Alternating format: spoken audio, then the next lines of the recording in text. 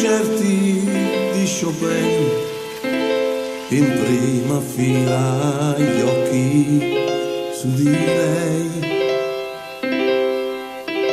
sui tasti le sue dita, farfalle in libertà, viveva con orgoglio la sua età. Seduto al pianoforte in quella stanza,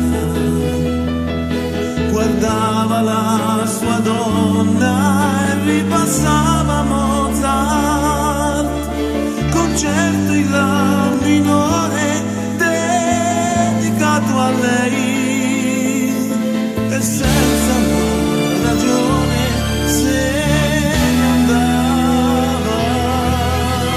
Ha lasciato in un cassetto tra gli spartiti il suo concerto antico e poi ingiallito dal tempo che un giorno creò in silenzio per lei.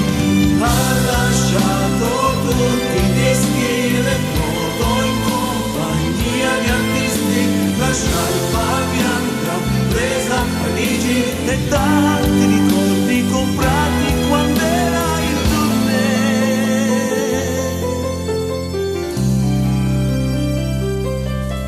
Li tagli di giornali, adesso sfoglia lei, piangendo un po' davanti al suo caffè.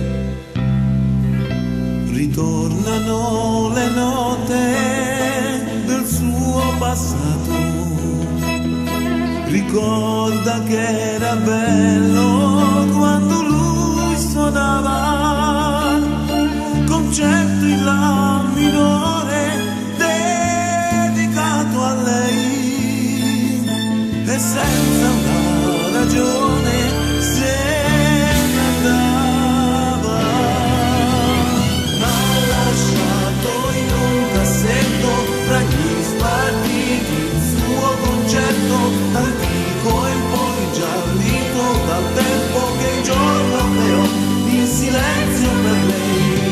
Ha lasciato tutti i dischi, le foto in compagnia di artisti, la sciarpa bianca presa a Parigi e tanti ricordi comprati quando era in tournée.